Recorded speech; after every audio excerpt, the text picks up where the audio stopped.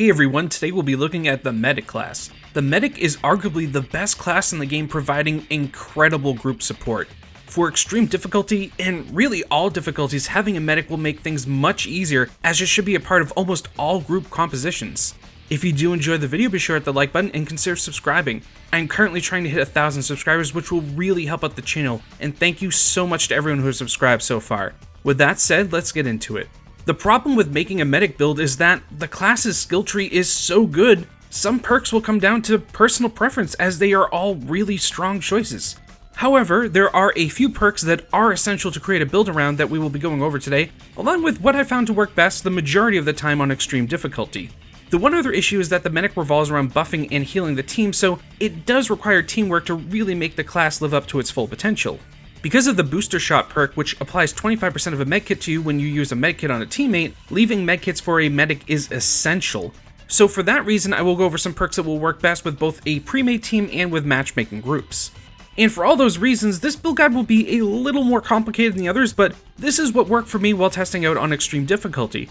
But I do suggest trying out some of the optional perks to see what works best for you.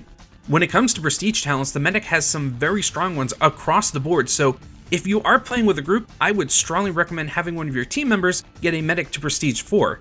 When you do hit that, your Stim Pistol will receive a 25% boost to its duration and range, you will be able to apply medkits 25 faster, and SMG range will be increased by 25%.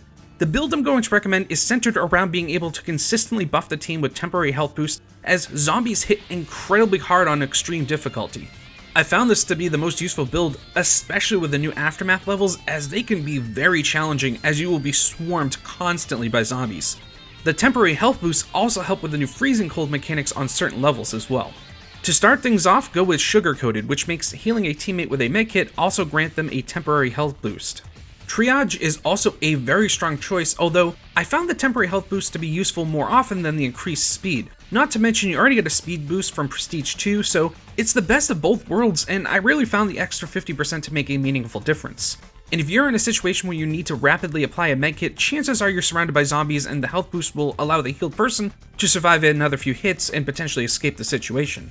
Next up is Pick Me Up, which gives both you and your revived teammate a temporary health boost. I actually always used to use the Paramedic skill, which increases revive speed by 50%, and while it is still a strong choice while testing, I found the health boosts for both people to be useful more often.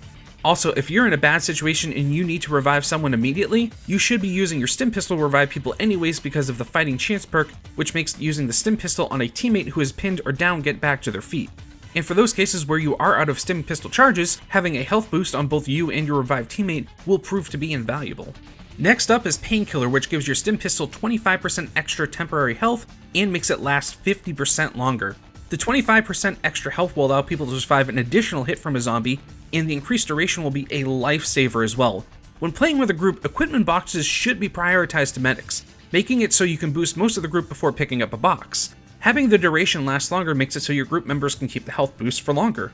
Empathy is also a great talent. However, like I said, medics should get equipment box priority, and with a later talent you'll be generating a ton of Stim Pistol charges yourself, so the buff to the Stim Pistol proves to generally be more valuable.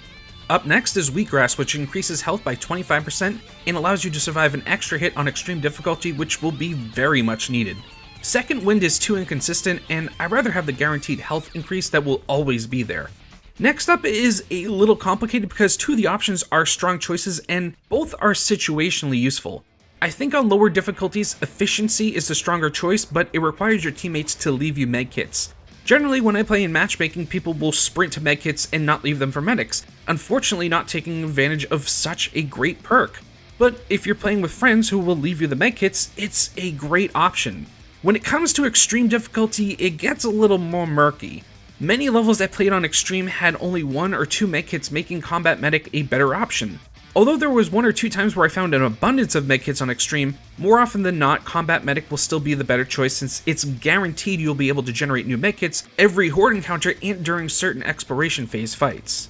Pickpocket is next, which only has a 20-second cooldown for the medic, so you'll be able to constantly generate new Stim Pistol charges. Make sure to stim yourself or a teammate before a horde hits so you don't waste any potentially generated charges. Next tier is also a little murky and will depend if you're playing in a group or not. If you are playing with an experienced team who will allow you to heal them, and you will know will not constantly run into lurkers, then Fighting Fit will give you a constant 25% damage buff. However, I do recommend In the Zone in most cases because you know you'll always be getting 50% damage boost when you use your stim pistol or medkit, which is going to be fairly often. This next perk is probably the best perk in the game. Secret Ingredient, which makes a stim pistol grant a masking effect for 5 seconds.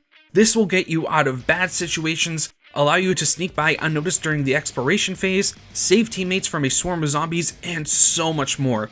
The crazy thing is that the other options in this tier are also incredibly good, but the masking effect is simply too useful to ignore. Lastly, if you feel comfortable getting consistent headshots and like using SMGs like I do, then I recommend Lobotomy, which restores 2 rounds to your magazine for every headshot made with an SMG. This gives a decent DPS boost during hordes and can be invaluable during the exploration phase when things go wrong. If you don't feel comfortable with constantly going for headshots, then both of the options are great, although I would go with Adrenaline. It increases your reload speed by 50% when your health is below 35%, so it helps in desperate situations and you won't be locked into using only one weapon type. Overall, the Medic is an amazing class, and while it's not required to beat extreme difficulty, the class certainly does make it a lot easier. I will list my recommended build for both pre-made and match-made groups in the description box down below. As for weapons, I generally use all of the SMG variants because of Lobotomy and the Prestige 4 perk. That said, if you're not using the Lobotomy perk, you can use whichever weapon you feel most comfortable with. I'm still using the Tomahawk for melee, although the two-handed weapons for the increased pushback are also nice. I want to try and get most, if not all of these guides out before Back 4 Blood comes out, so I might be putting out 1 or potentially 2 guides a day for the next few days. And I will add all new guides to the playlist for easier viewing as well. Thanks so much for watching, see you all in the next video.